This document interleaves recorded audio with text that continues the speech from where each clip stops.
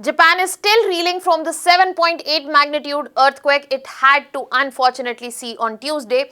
But the real question here is it just because of the Pacific Ring of Fire, or we have to look into deeper reasons which will explain that why Japan sees more than 1500 felt earthquakes every year, why 10% of the earthquakes of across the globe are concentrated in Japan, and why Japan is not only prone to earthquakes but volcanic eruptions, tsunamis and more. Hello everyone, welcome to Vajram and Ravi's Flash News. My name is Shubhangi Singh. And in today's session, we are going to understand that Pacific Ring of Fire and Japan's location on it is not the only reason that Japan is so much earthquake prone. There are more reasons to it. So when we are looking at the recent earthquake that has happened, we have to round up and understand that it was an intense one with 7.8 magnitude which happened in the Kyushu Island. Can you tell me in the comment section which are the four main islands of Japan? When we are looking at Kyushu Island, four main islands, one of them is Kyushu Island, and we have Kumamoto Prefecture. What is prefecture? Basically an administrative region. So in this region we saw the earthquake, but this brings up to an important question. Why Japan? Why so many earthquakes? And then magnitude also is not lesser. So when we look at the numbers, we clearly get to see that, as I said, Japan not only sees 1500 felt earthquakes every year, it is part of 10% of world's earthquakes. They occur in Japan itself, and we have to understand that we are looking at a very complex tectonic setting. We cannot simply say that it is located on Pacific Ring of Fire, that is why it is seeing so many earthquakes. It is more complicated than that, and we have to understand not just the tectonic setting, but because of that tectonic setting, what kind of constant geological stress exists which is leading up to these very numbers in front of us. So before I move into this discussion, first let us understand the most simplest one we have in front of us, where we put everything, that is Pacific Ring of Fire itself. So when we are looking at this marked region in front of us, this yellow marked region, this is what is referred to as Pacific Ring of Fire. Now if you can see, this is clearly circumventing Pacific Ocean, and the region is named so because of the concentration of volcanoes across here.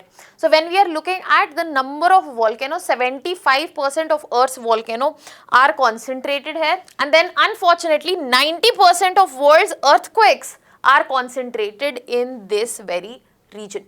Now when we are looking at this, the reason Pacific Ring of Fire exists is that whole of it, this you will observe, you will see these are major plate boundaries which exist. That is why we not only get to see volcanism but also earthquakes and tsunami across here. Now this is the most simplified version. Now because Japan is located on this and there is a plate boundary, we get to see earthquakes. Let's dissect this and understand this in detail. So the first reason which you should know here is that why Japan is so prone to earthquakes is because of the fact that it is not just located on single plate boundary, rather it is located on a junction of 4 plates. So if you look at this given diagram, you will be able to see that these are the islands of Japan. We have Honshu, Hokkaido, Kyushu and then Shikoku. These are the 4 islands which I had asked, and then we have North American plate on one side, Eurasian plate on the other, Pacific plate, and then we have Philippines Sea plate as well. Now please don't be confused, at many places Eurasian plate is also referred to as Amur plate, and at multiple places North American plate is also referred to as Okotoks plate. So don't get confused there. Now when we are looking at this, the countries, for example India, we do see earthquakes but we only have one major plate boundary. And even after that, where this plate boundary lies, the meeting of Eurasian and Indian plate, Indian-Australian plate, we see that whole of it in the highest zone of probability of earthquake. But when we are looking at Japan, it is an intersection of multiple plates. So multiple plate boundaries are present right here. And this is what leads to constant compression, frequent fault that occur here, fault movements will take place, plates will move against each other, friction will happen, energy release will happen, high seismic activity and volcanism as well. So we have to understand that we cannot define it only in a broad manner with Pacific Ring of Fire. We have to move in the specificity of it, which begins with the fact that there are 4 major plates involved right here. Now when we are looking at these plates, you have to also take into consideration that how one plate here is an oceanic plate. Now when we are looking at oceanic plate and their interaction with continental plates, that is also where we see formation of not just trenches but presence of subduction zones. So if you see in this very given diagram as well, you can clearly see Eurasian plate moving towards this side, Pacific plate, and once they are colliding, oceanic plate, which is the Pacific plate, it is subducting beneath the continental plate. Once this subduction occurs, this is also responsible for formation of this Japanese island arc, but it is also responsible for the formation of the volcanoes which are seen here. Now from this very idea which I have pitched here, that presence of subduction zone, let us move to the second reason right here. When we are looking at Japan, it is a place of not 1, 2, 3, 4, rather multiple subduction zones which are present, because we have a big oceanic plate which is sinking under continental plates. And when you look at this whole boundary, big boundary in front of us, these are all the places of probability where subduction can actually happen. So that is why we have major subduction zones which are present across, such as Japan Trench, such as Kuril Trench, Nankai Trough, Sagami Trough, Ryukyu Trench, all of them are present here. And it is not just about their presence. The question here is, what does their presence do? Their presence is responsible for stress accumulation. And whenever this extreme stress accumulation will take place and it will be released in form of waves, we will be seeing generation of earthquakes. What I have just explained can be also understood through a very elaborate theory which is known by the name elastic rebound theory. It basically says the exact simple thing that plates are moving continuously and rocks might be locked with each other. So let's just say 2 plates are moving against each other and this is a rock and this is a rock, it gets locked.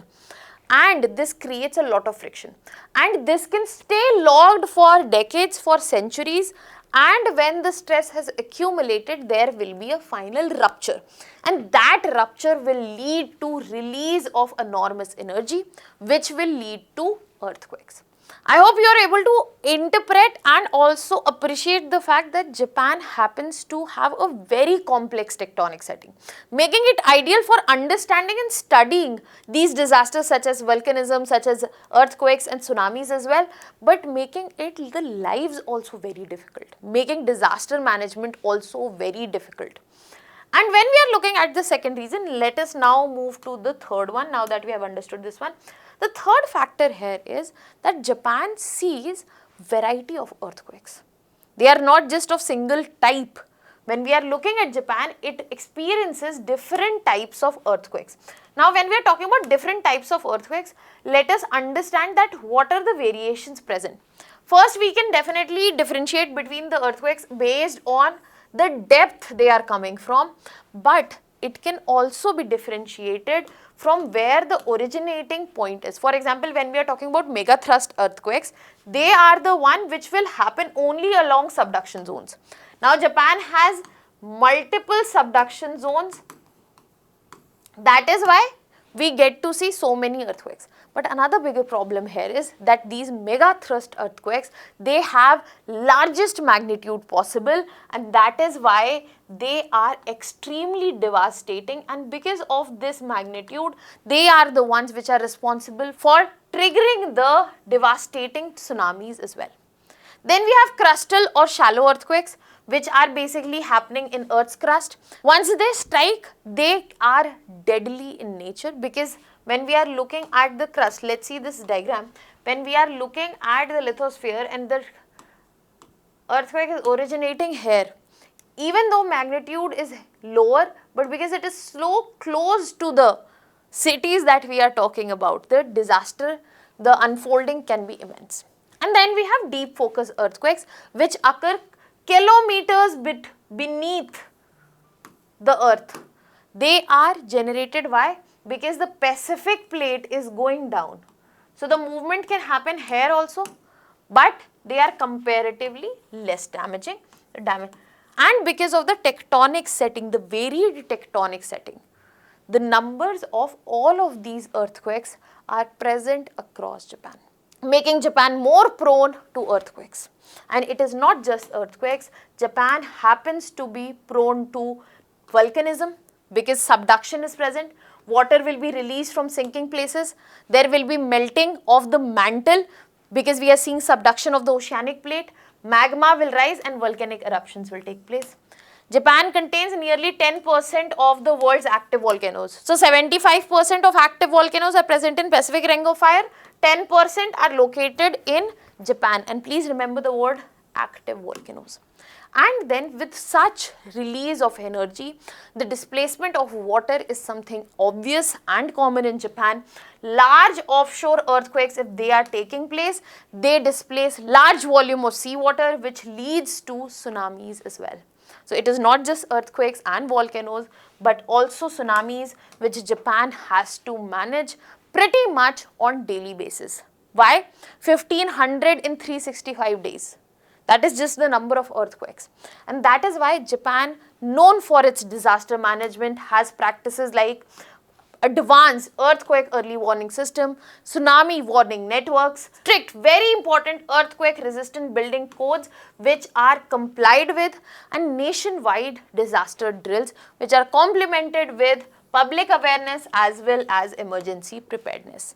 This is something that can be a clear learning for India, that how the right infrastructure, the right preparedness can actually allow the country to function and save them from disasters as well. Now in the end, I'll be leaving you here with a very simple table just as a reminder of what we have studied, just in crisp, so that you can take a screenshot and you can remember all of this. Now we will be moving to the last part, a very basic prelims practice question for you. Let me know the answer to this in the comment section. That was all from my side. Thank you so much.